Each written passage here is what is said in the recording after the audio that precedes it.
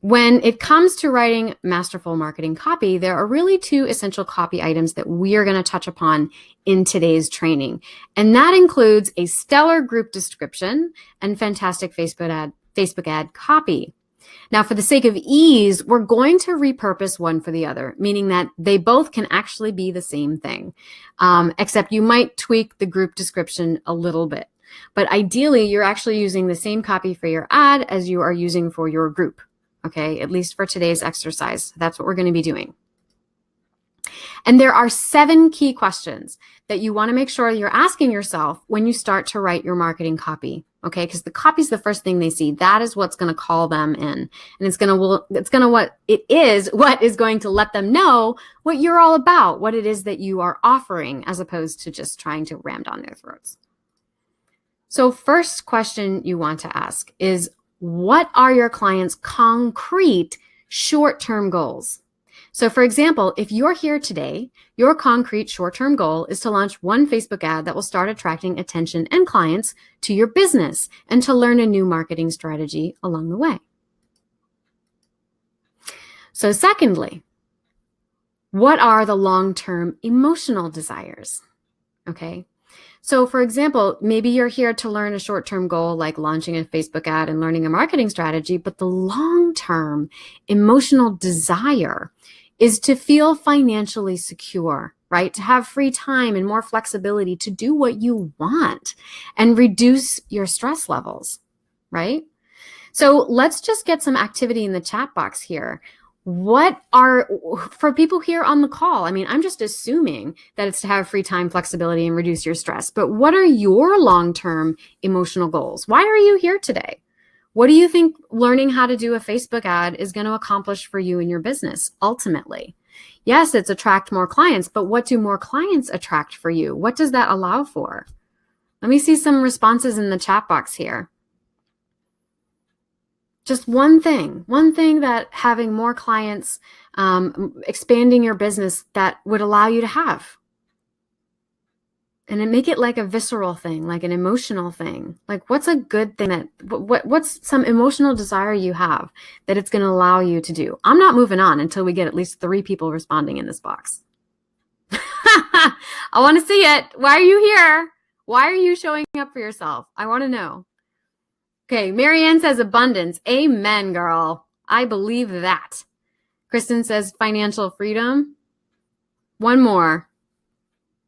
We got 10 people on this call. I want to see one more motivation. Sharon says freedom to travel more. Boom. Those are 3 amazing things. Abundance, financial freedom, and then the freedom to travel more. Those are great reasons, right? And so take that wisdom and that knowledge and apply it to the clients that you want to call in. Rachel says expansion of thought and purpose. That's fabulous. Marianne says to feel confident and not second guess myself. That's right. That's absolutely right. Okay. So a third question that you want to ask is, what do your clients want to preserve? Oh, Kathleen says relief from stress of finances and professional growth. Those are great goals. Marianne says expansion. Those are fabulous. You guys are amazing. And you are in the right place too, I'll have you know. All right. So what do your clients want to preserve? Now, in the pursuit of this, okay, there are a few things in the pursuit of your goals, short-term concrete goals, long-term emotional desires. There are also a few things that you are unwilling to sacrifice, right? Which means that you want to save or preserve them. So, for example, like the quality of your relationships, your professional reputation, your personal integrity, perhaps time, energy, and effort spent in a certain area of your life, the way that you see yourself and your identity as a therapist or healer, right? So what are the things that your clients want to preserve about themselves or about their idea of themselves? Now, you also want to ask, what do they want to avoid?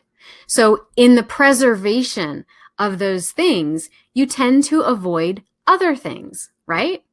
So if you have a belief that being a therapist or a healer with integrity means that you have to avoid charging higher rates for your services, you're not going to do it. Even if you remain in a perpetual state of financial emergency, you're not going to do it, right? There's nothing anyone can tell you to change that behavior and that perception about yourself. So this is why when I pitch my program, I emphasize that if you commit yourself to just 90 days to learn how to generate alternative streams of revenue in which you stand to make a boatload more money than just in private one-to-one sessions, utilizing your creativity and talents that you might otherwise be ignoring or squandering, no less, you manage to avoid that icky, sticky, guilty feeling of being a sleazy salesperson in asking for greater compensation. So in essence, I'm offering you a detour around your worthiness issues and your scarcity attitudes. Even though in this program, I still ask you to tackle them anyway. But when I pitch the program, I show you the detour around it. And that's not a lie, that's true. And that actually, I put that into practice. The majority of my revenue comes from an alternative revenue stream, which is online, so that I'm not actually reliant on my private clients for my financial income. I still charge higher rates because for me, it's about value and it's about mindset and it's about worthiness stuff. And I find that clients who pay a higher rate commit to it more. But that's another issue. If I'm trying to get you to understand the value of this program, I'm going to pay attention to what you want to preserve and to what you want to avoid where you are in the present moment. And then once you get in, you start to understand and start to see things a bit more from my perspective. But I got to get you in first, don't I? All right. Now, you also want to think about what are their biggest challenges, right? Because there are a lot of challenges along the way. And this could be concrete challenges like not having enough money in the bank to invest, or mindset challenges. You know, this is when we tell ourselves, I don't know anything about technology or online marketing. I couldn't possibly accomplish that, right? I tell you I make $9,000 a month and you tell yourself that's because she's charismatic. That's because she just knows this stuff. She's like on the cusp of being a millennial or whatever it is, right? It's not that. That's like a story that you tell yourself. Okay. And so when you write your group description and your Facebook ad copy, you want to make sure that you include an acknowledgement of these challenges and how your program, how whatever your group, whatever it is that you're ultimately offering to them is going to circumvent those challenges. Okay. And allow them to grow as a result of it. So for example, if you're taking this training today, you probably responded to the title and description of it, which addresses these concerns for therapists and healers, right? I tell you, I'm going to teach you one simple strategy to accomplish one basic thing in only 90 minutes with no technology overwhelm for only $5 a day with a big result, right? So I'm helping you to see that what might appear to be foreign or overwhelming is actually quite basic, requires little time, and minimal monetary investment. All right, so you want to think about how you can frame whatever it is that you would like to serve, right? However you want to serve your clients, whatever it is you want to share, what are their biggest challenges, and how can what you are offering circumvent that? Okay. Now, the next thing we want to pay attention to is their strengths and their admirable traits. Now, the best way to appeal to your soul clients is to emphasize their strengths and their admirable traits as an avenue for accomplishing what it is they want to achieve, even if they have those personal myths and limiting beliefs tied up in what they want to preserve and avoid. So, for example, therapists and healers are already outside of the box thinkers, aren't they?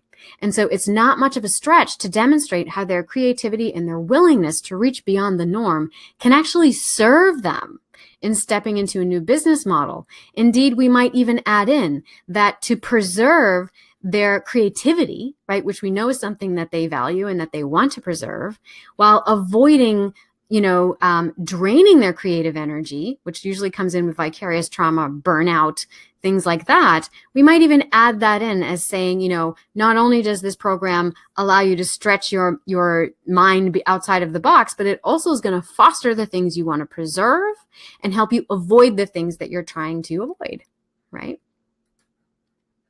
Okay.